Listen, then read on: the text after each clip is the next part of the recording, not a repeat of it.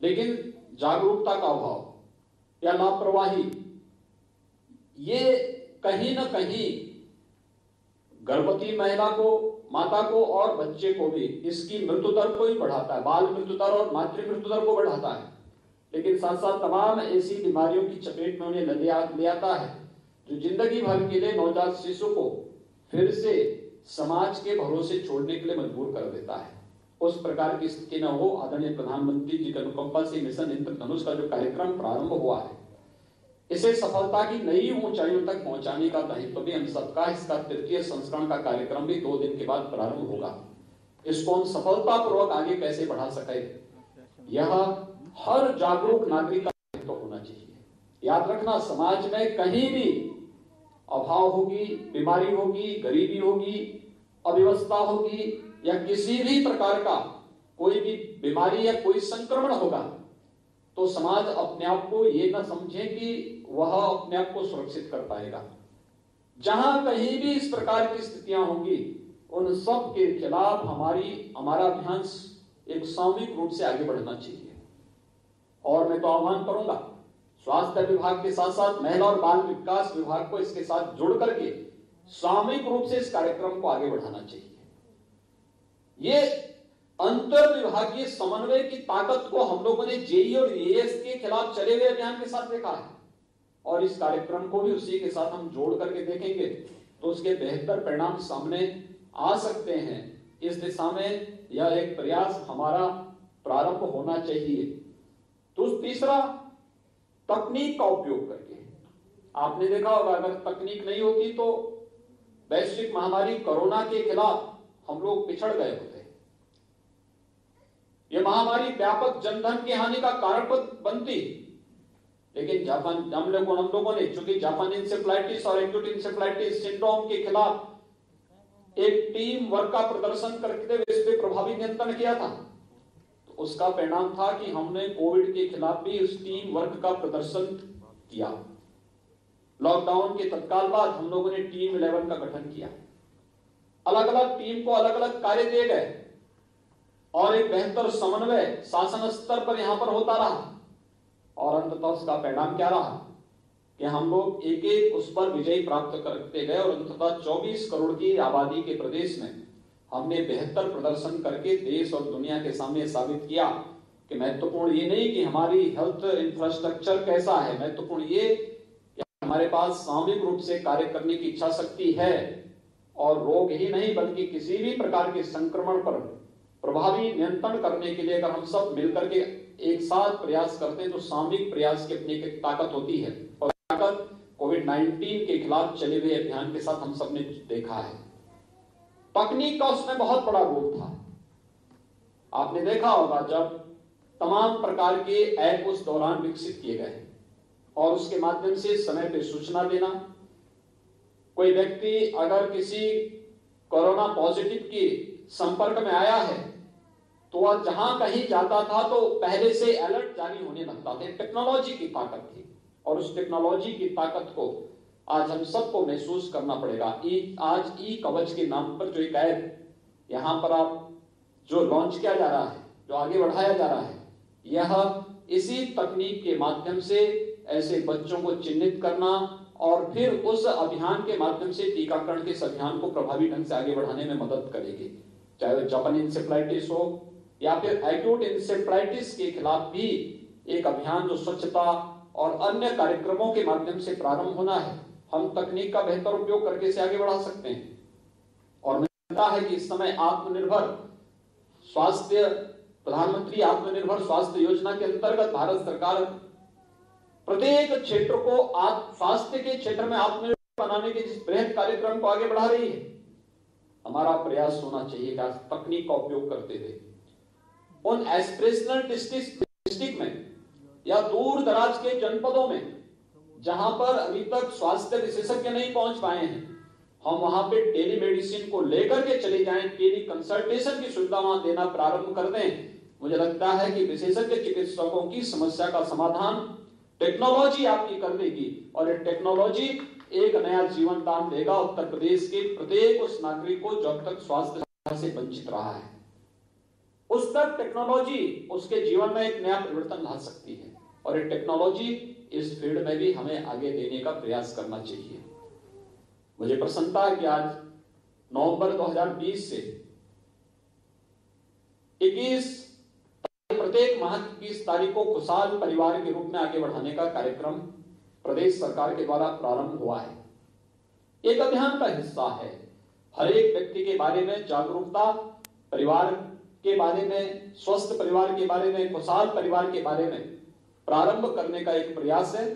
और मुझे विश्वास है कि प्रदेश सरकार के द्वारा चलाई गई अलग अलग योजनाएं न केवल स्वास्थ्य के प्रति बल्कि एक स्वस्थ और खुशहाल परिवार के प्रति भी प्रत्येक नागरिक को जागरूक करके उसे आगे बढ़ाने का कार्य करेगा। एक बार फिर से इंसेफ्लाइटिस के खिलाफ, जापानी इंसेफ्लाइटिस के जेई टीकाकरण के इस अभियान को, मिशन इंद्रधनुष के तृतीय संस्करण को आगे बढ़ाने के साथ ही ई कवच और खुशहाल परिवार के इस पूरे अभियान के प्रति मैं विभाग को हृदय से अपनी शुभकामनाएं देता हूं, विश्वास व्यक्त करता हूं कि अभियान पूरे प्रदेश के अंदर पूरी प्रतिबद्धता, पूरी ईमानदारी के साथ उन तिथियों तक व्यापक जागरूकता कार्यक्रम के साथ हम आगे बढ़ाने में सफल होंगे। आप सबके प्रति मेरी शुभकामनाएं। धन्यवाद। जय हिंद।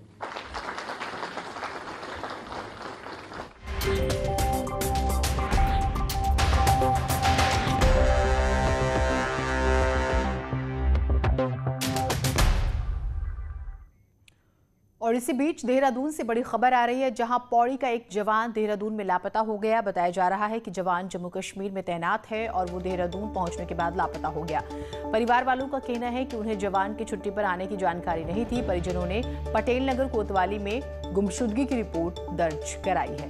तो संदिग्ध परिस्थितियों में एक जवान लापता हो गया है। पौड़ी का जवान दून में लापता। खबर देहरादून से है। आज जहां स्मार्ट सिटी के तहत इलेक्ट्रिक बस चलाई जाएंगी, सीएम त्रिवेंद्र रावत हरी झंडी दिखाकर इन्हें रवाना करेंगे। इलेक्ट्रिक बस आईएसबीटी से राजपुर रूट पर चलेंगी। हर आधे घंटे में बस का संचालन किया जाएगा। तो हर आधे घंटे में जो है बसेस चलेंगी। और स्मार्ट सिटी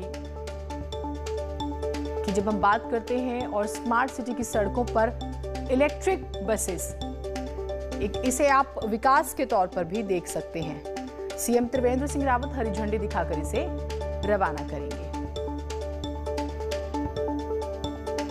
तो हर आधे घंटे में इस बस को चलाया जाएगा, यानी कि बसेस हर आधे घंटे का एक गैप होगा, यानी कि बहुत ज्यादा इंतजार नहीं करना होगा। और जो रूट है आईएसबीटी से राजपुर रूट पर ही बस चलेगी। बसों के बीच में आधे घंटे का फासला होगा।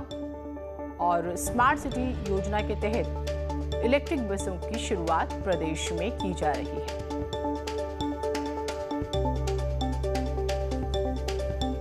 और भारती हमारे साथ हमारी सहयोगी जुड़ी हुई हैं।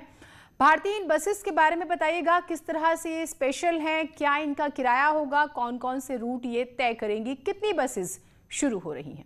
बसें हैं जीनत जी, स्मार्ट सिटी प्रोजेक्ट के अंतर्गत जो मिलने जा रही हैं। आज सीएम त्रिवेंद्र सिंह रावत इसका उद्घाटन करेंगे, हरी झंडी दिखाएंगे। और फर्स्ट फेज में से आईएसबीटी से राजपुर के लिए चलाया जा रहा है। हर आधे घंटे में ये बसें चलेंगी। फैसिलिटीज की अगर हम बात करें इस बस में, तो 24 सीटर ये बस है। हर बस में यहाँ पर इलेक्ट्रिक चार्जर दिया गया है, पैनिक बटन है, रैंप है। जो दिव्यांग है वो भी इस बस में सफर कर पाएंगे। तो ये सहूलियत है जो इस बस में सफर करने वाले यात्रियों को यहाँ पर दी जाएंगी। इसके अलावा हिंदी, इंग्लिश और गढ़वाली भाषा में अनाउंसमेंट किया जाएगा। जिस तरीके से हम देखते हैं कि ये मेट्रो में जब हम सफर करते हैं तो अनाउंसमेंट होता है हर स्टैंड पर, जब हर स्टॉपेज पर, जब जहां से मेट्रो गुजरती है, उसी तरीके से इस बस में भी यही होगा कि जिस जिस स्टॉप से ये बसेस गुजरेगी वहां पर अनाउंसमेंट इसका किया जाएगा। प्रदूषण रहित होगी, प्रदूषण मुक्त यहाँ पर किया होगी ये बसेस, क्योंकि इलेक्ट्रिक बसेस हैं। हर आधे घंटे में इसका संचालन किया जाएगा। और जब आपने किराए की बात पूछी है तो वो मैं बता दूं, 10 रुपए से लेकर 55 रुपए तक का इसका किराया है जो फिलहाल तय किया गया है। इसका मतलब कि लंबा रूट भी ये बसेस तय करेंगी भारती? जी देखिए, अभी फर्स्ट फेज में जो ये बसेस को चलाया जा रहा है तो आईएसबीटी से राजपुर तक के रूट के लिए से चलाया जा रहा है। और उसके बाद ये कहा जा रहा है कि ये जॉलीग्रांट वाला जो एरिया है वहां पर भी इसका संचालन किया जाएगा। ठीक, बहुत शुक्रिया आपका भारती तमाम जानकारियों के लिए। मुख्यमंत्री त्रिवेंद्र सिंह रावत आज रायपुर विधानसभा में भी कार्यक्रम करेंगे। सीएम रावत 11:15 बजे मथुरावाला जाएंगे, जहां कई योजनाओं का लोकार्पण और शिलान्यास करेंगे। आमवाला तरला पेयजल योजना फेज 1 का शिलान्यास करेंगे। डोईवाला विधानसभा की योजनाओं का भी सीएम लोकार्पण करेंगे। रायवाला सीएम त्रिवेंद्र रावत के विधानसभा डोईवाला से लगा हुआ क्षेत्र है। सीएम त्रिवेंद्र रायपुर से भी पहले चुनाव लड़ चुके हैं। सुनील हमारे साथ, हमारे सहयोगी जुड़े हुए हैं। सुनील, इस कार्यक्रम के बारे में भी बताइएगा और जो इस कार्यक्रम के जरिए संदेश दिया जा रहा है उसके बारे में भी।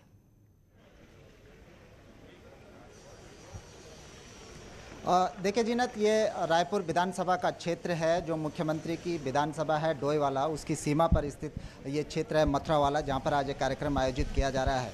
आप देख सकते हैं कि यहाँ पर एक भव्य पंडाल तैयार किया गया है। 11:15 बजे के आसपास मुख्यमंत्री यहाँ पर पहुँचेंगे और करीब करोड़ों की योजनाओं का आज शिलान्यास लोकार्पण यहाँ पर होने वाला है। इसमें डोईवाला विधानसभा की भी बहुत सारी योजनाएँ हैं, तो रायपुर विधानसभा की करीब 4 पेयजल योजनाओं का आज यहाँ पर शिलान्यास होगा। इसके अलावा सड़कों का और तमाम अन्य कार्य भी यहाँ पर हैं।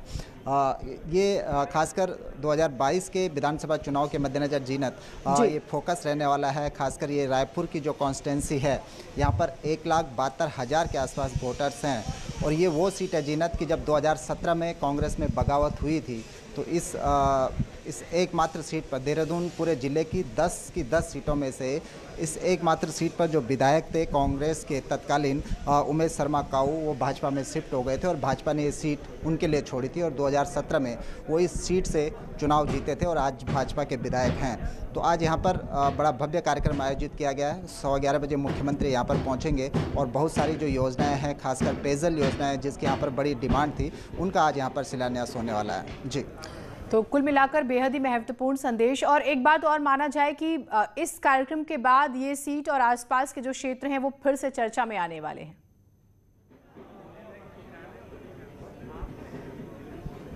बिल्कुल जीनत, आप देख सकते हैं कि जिस तरह से यहाँ पर गहमा गहमी है। यहाँ पर जो रायपुर विधानसभा सीट से जो विधायक हैं उमेश शर्मा काऊ यहाँ पर पहुँच चुके हैं और ख़ासकर जिस तरह से मैंने पहले भी बताया कि ये डोईवाला विधानसभा सीट जो मुख्यमंत्री की अपनी सीट है उससे लगा हुआ ये क्षेत्र है और ख़ुद इस रायपुर विधानसभा सीट से मुख्यमंत्री त्रिवेंद्र सिंह रावत 2012 में भी इस सीट से चुनाव लड़ चुके हैं। जो मौजूदा विधायक हैं उमेश शर्मा काऊ, वो 2 बार इस सीट से जीतते आए हैं और इस बार 2022 का जो चुनाव होगा उसी के मद्देनजर इस कार्यक्रम को भी जोड़कर देखा जा रहा है कि जो बड़े पैमाने पर आज जो विकास योजनाएं हैं उनका लोकार्पण और शिलान्यास खुद मुख्यमंत्री यहां पर आकर करने वाले हैं। ठीक, बहुत शुक्रिया। अपडेट्स हम आपसे लेते रहेंगे। मुख्यमंत्री जैसे ही पहुंचेंगे वो तस्वीरें भी हम अपने दर्शकों को सबसे पहले दिखाएंगे।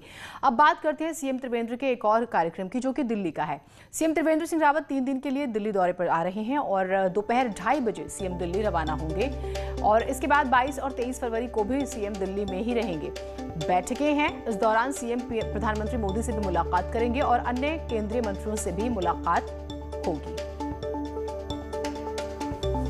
तो देखिए, 3 दिन का जो है ये मुख्यमंत्री का दौरा है दिल्ली का और इसे महत्वपूर्ण माना जा रहा है।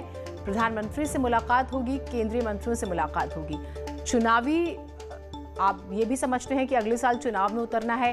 पिछले दिनों आपदा आई है, हो सकता है उस पर भी बात हो। डेवलपमेंट को लेके बहुत सारे प्रोग्राम्स हैं। आप देखते हैं सेंटर के बहुत सारे बजट्स की जब हम बात करते हैं तो स्टेट की थोड़ी निर्भरता होती है उस पर। हो सकता है उसको लेकर भी बातचीत हो जाए, चुनाव को लेकर बातचीत हो जाए, पार्टी की गुटबाजी को लेकर बातचीत हो जाए। बहुत सारे ऐसे विषय होते हैं जिस पर संभावनाएं हैं कि बातचीत हो सकती है। तो महत्वपूर्ण मीटिंग प्रधानमंत्री के साथ भी है और कुछ कैबिनेट मंत्रियों के साथ भी है। मुख्यमंत्री जैसे ही दिल्ली पहुंचेंगे और फिर इन मीटिंग से जुड़ी जो भी जानकारी आएंगी सबसे पहले हम आपको देंगे। राजीव हमारे साथ, हमारे सहयोगी जुड़ गए हैं। राजीव, 3 दिन के लिए अगर मुख्यमंत्री त्रिवेंद्र सिंह रावत दिल्ली आ रहे हैं, क्या महत्वपूर्ण बातें हो सकती हैं? अगर देखा जाए तो आज शाम 4 बजे मुख्यमंत्री त्रिवेंद्र सिंह रावत दिल्ली पहुंचेंगे और आज शाम को 5:45 बजे के करीब वो उत्तराखंड सदन, जो चाणक्यपुरी स्थित उत्तराखंड सदन है, वहां पर हिमाद्री एम्पोरियम का उद्घाटन करेंगे जी। साथ ही कल और 22 और 23 को दिल्ली में रहेंगे। इस दौरान उनकी कई केंद्रीय मंत्रियों से और खबर जो है कि प्रधानमंत्री से भी मुलाकात होगी। क्योंकि देखा जाए तो पिछले दिनों जो आपदा आई थी वो एक बड़ी चुनौती बनी हुई है। लगातार हर 1-2 साल पे आपदाएं आती रहती हैं। साथ ही सामने विधानसभा चुनाव है तो उसको कैसे डेवलप किया जाए, कैसे रणनीति बनाई जाए, कुंभ चल रहा है इस समय यहाँ हरिद्वार में। तो तमाम ऐसे मुद्दे हैं जिस पर वो चर्चा करेंगे और केंद्रीय मंत्रियों से मुलाकात करेंगे, प्रधानमंत्री से मुलाकात करेंगे, जिस तरह की सूचना आ रही है। जी ठीक, बहुत शुक्रिया आपका तमाम जानकारियों के लिए। उत्तराखंड की ग्रीष्मकालीन राजधानी गैरसैंण को भी रेल मार्ग से जोड़ा जाएगा। गढ़वाल सांसद तीरथ सिंह रावत का कहना है कि रेल मंत्री ने इसके लिए अपनी रजामंदी दे दी है। गढ़वाल सांसद तीरथ सिंह रावत का कहना है कि गैरसैंण हमारी ग्रीष्मकालीन राजधानी है, इसी वजह से गैरसैंण को रेल मार्ग से जोड़ने को लेकर उन्होंने रेल मंत्री से मांग रखी थी। रेल मंत्री ने अपनी हामी भर दी है। इसके साथ ही कर्णप्रयाग से जोशीमठ, सोनप्रयाग, रामनगर से चौखुटिया और गंगोत्री यमुनोत्री को भी रेल मार्ग से जोड़ने की तैयारियां की जा रही हैं। रेल मंत्रालय तेजी से ऋषिकेश कर्णप्रयाग रेल लाइन पर भी काम कर रहा है। तो साथ-साथ प्रेस वालों से बात करें। गैरसैंण हमारी ग्रीष्मकालीन राजधानी है, इसलिए उसको और आगे आना चाहिए। तो वहाँ का भी सर्वे मंत्री जी ने उसके लिए ओके किया है। तो ऐसे सोनप्रयाग तक के लिए भी आपका यह है। तो यही नहीं तो उधर गंगोत्री यमुनोत्री को जोड़ने के लिए भी यह सर्वे का काम शुरू होगा। खबर देहरादून से आ रही है। आज 996 पदों के लिए रैंकर परीक्षा आयोजित हो रही है। डिपार्टमेंटल प्रमोशन के लिए हो रही परीक्षा में करीब 11,000 पुलिस जवान शामिल होंगे। हेड कांस्टेबल और एएसआई के पदों पर भर्ती परीक्षा आयोजित होगी। प्रदेश में 34 परीक्षा केंद्रों पर परीक्षा होगी। खबर हरिद्वार से है, जहां 27 साल के युवक ने आत्महत्या कर ली है।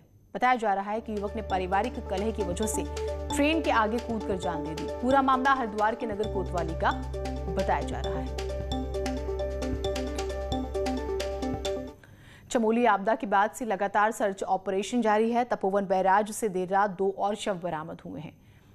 एनडीआरएफ की टीम ने सर्च ऑपरेशन के दौरान ये शव बरामद किए। आपदा के बाद अब तक 67 शव बरामद हो चुके हैं। 137 लोग अब भी लापता हैं।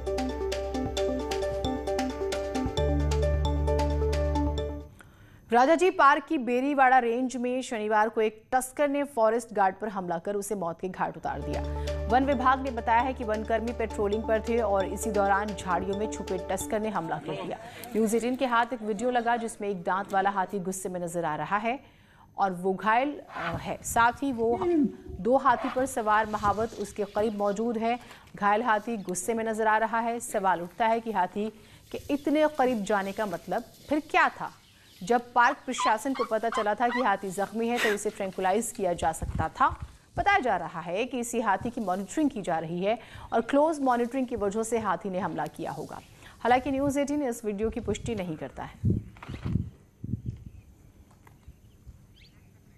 के बाद स्वागत है आप सभी का। टिहरी जिला प्रशासन और बाल संरक्षण विभाग द्वारा अनाथ और निराश्रित गरीब बच्चों को आत्मनिर्भर बनाए जाने की योजना पर काम किया जा रहा है, जिससे इन बच्चों को शिक्षा के साथ ही स्वरोजगार से भी जोड़ा जा सके। की पहल पर बाल संरक्षण विभाग द्वारा जिले में अनाथ और निराश्रित गरीब बच्चों की लिस्ट तैयार की गई है, जिससे इन बच्चों को शिक्षा के साथ साथ आत्मनिर्भर बनाया जा सके। प्रशासन द्वारा इन बच्चों को कैफे और बेकरी के माध्यम से स्वरोजगार से जोड़ा जाएगा। डीएम का कहना है कि अभी तक 26 बच्चों की लिस्ट बनाई गई है। ये है कि जितने भी जो चाइल्ड लाइन में रजिस्टर्ड होते हैं बच्चे जो कि निराश्रित हैं, अनाथ हैं अथवा किसी भी वजह से उनके परिवार वाले उनकी देखभाल करने में सक्षम नहीं हो पा रहे, यहाँ पर किया जा रहा है और प्रधानमंत्री नरेंद्र मोदी इसको संबोधित करने जा रहे हैं, इसमें शिरकत करने जा रहे हैं। और ये सीधी तस्वीरें इस वक्त हमें राजधानी दिल्ली के एनडीएमसी कन्वेंशन सेंटर से हमें मिल रही हैं। तो बीजेपी के सभी प्रदेशों के अध्यक्ष, प्रदेशों के प्रभारी और सह प्रभारी, सभी प्रदेशों के संगठन महामंत्री इस बैठक में मौजूद हैं और प्रधानमंत्री नरेंद्र मोदी यहां पहुंच चुके हैं। उनका स्वागत करते हुए भाजपा अध्यक्ष यहां पर हमें तस्वीरों में दिखाई दे रहे हैं और बीजेपी के राष्ट्रीय पदाधिकारियों की एक बैठक का आयोजन किया जा रहा है। एक कह सकते हैं एक महामंथन यहां पर बीजेपी का, और प्रधानमंत्री नरेंद्र मोदी इस बैठक में शिरकत करने के लिए तमाम नेताओं को, कार्यकर्ताओं को, अपने पूरे कैडर को संबोधित करने के लिए वहां पहुंच चुके हैं। तो कड़ी मेहनत कभी थकान नहीं लाती, वह संतोष लाती है और काम को ही महत्वाकांक्षा बन जाने दीजिए। इस प्रधानमंत्री के इन सफल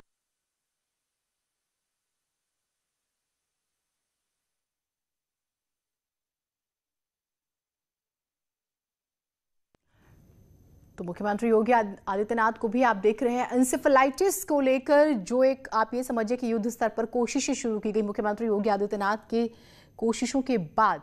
अभी आपने कुछ देर पहले सुना, उन्होंने जिक्र भी किया, पहले हजारों बच्चों की जान चली जाती थी, लेकिन अब जो है ऐसा नहीं हो रहा।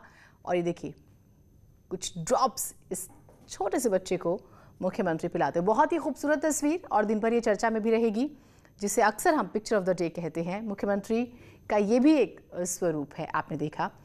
तो कुल मिलाकर एंसेफेलाइटिस के खिलाफ एक हमें कहें कि युद्ध छिड़ा हुआ है और उसे हराना है हर तरह से। मुख्यमंत्री इसका जिक्र भी अभी कर रहे थे और कई बार जो है कई अस्पताल एंसेफेलाइटिस की वजह से बच्चों की मौत के मामले को लेकर काफ़ी सामने आए, काफ़ी उनकी फसीहत भी हुई, लेकिन अब इसमें सुधार हो रहा है और इसकी शुरुआत हुई एक टीकाकरण अभियान जिसका जिक्र मुख्यमंत्री कर रहे थे, हमने आपको सुनाया भी। और उसके बाद ये छोटे छोटे बच्चों को कुछ ड्रॉप्स पिलाते हुए मुख्यमंत्री योगी आदित्यनाथ दुलारते हुए और ये एक प्यारे से बच्चे को गोद में लेते हुए भी आप मुख्यमंत्री को देख रहे हैं। और अब ये तस्वीर जो है दिन भर आप इन्हें हर प्लेटफॉर्म पे इन तस्वीरों को देखेंगे, क्योंकि जिसका हम जिक्र कर रहे थे पिक्चर ऑफ द डे, ये तस्वीर बन चुकी है। और ये बच्चा बड़े आराम से मुख्यमंत्री की गोद में जाता है।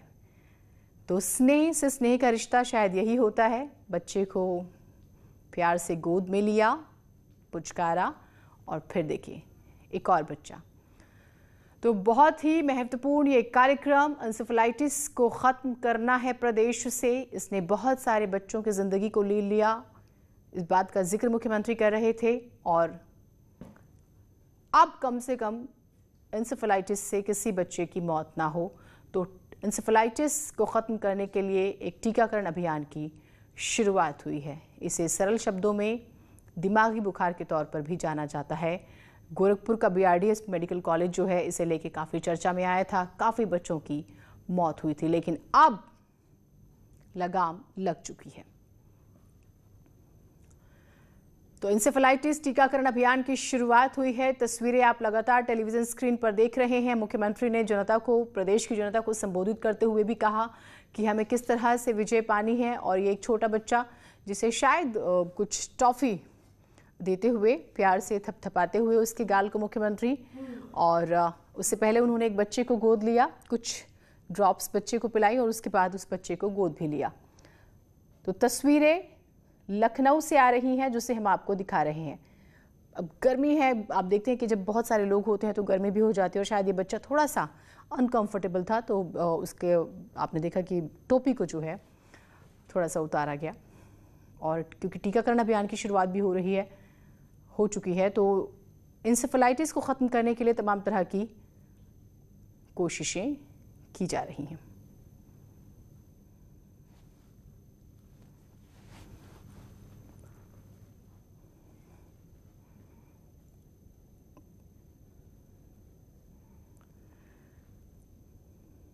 तो कुछ बच्चे देखिए, उनके परिवारों को बुलाया गया, जिस तरह से आप देख भी पा रहे हैं, और इस अभियान की शुरुआत की गई।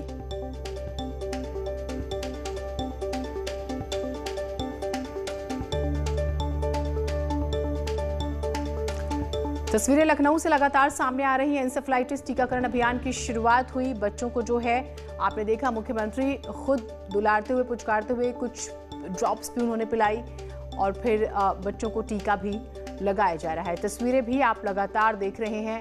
और प्रदेश में हर साल सैकड़ों बच्चों की जान जाती थी एंसेफेलाइटिस की वजह से, लेकिन अब ऐसा नहीं हो रहा। इसे खत्म करना है। और सबसे ज्यादा आपने देखा था BRD मेडिकल कॉलेज गोरखपुर का चर्चा में आया जब बच्चों की मौत हुई। उसके बाद तो मुख्यमंत्री योगी आदित्यनाथ ने एक मिशन बनाया कि इससे प्रदेश के बच्चों को नहीं मरने देना, और उसी के तहत आपने देखा कि न सिर्फ बजट एलोकेट अच्छा किया गया, हेल्थ सेक्टर में बाकायदा उस पर काम भी हुआ, और अब उसी को आगे बढ़ाते हुए टीकाकरण अभियान की भी शुरुआत हुई है, ताकि किसी भी बच्चे की जान एंसेफेलाइटिस की वजह से तो ना जाए। आपने देखा मुख्यमंत्री ने एक बच्चे को गोद लिया, उसे प्यार किया, पुचकारा, और कई बच्चों को ये देखिए कितनी प्यारी तस्वीर है ये जो हम आपको दिखा रहे हैं। सूबे के मुख्यमंत्री खुद इन बच्चों का, इनके आने वाले कल का ख्याल रखते हुए इनके स्वास्थ्य का, ये तस्वीरें, और ये हर उम्र के बच्चे हैं, नवजात, छोटे छोटे जो गोद में थे, 1 या 2 साल की उम्र के बच्चे भी आप इन तस्वीरों के जरिए इसे देख सकते हैं, समझ सकते हैं। और ये देखिए इस बच्चे को टॉफी देते हुए और ये कुछ दवाइयां उसके मुंह में डालते हुए।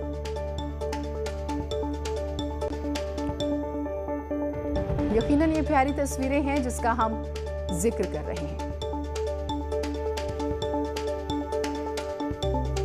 तो इंसेफेलाइटिस टीकाकरण अभियान की शुरुआत हो चुकी है। बच्चों को जो है कुछ दवाइयां भी खिलाई जाती हैं और टीका भी लगाया गया, और आपने देखा मुख्यमंत्री खुद कैसे बढ़ चढ़कर इन बच्चों को दुला रहे थे।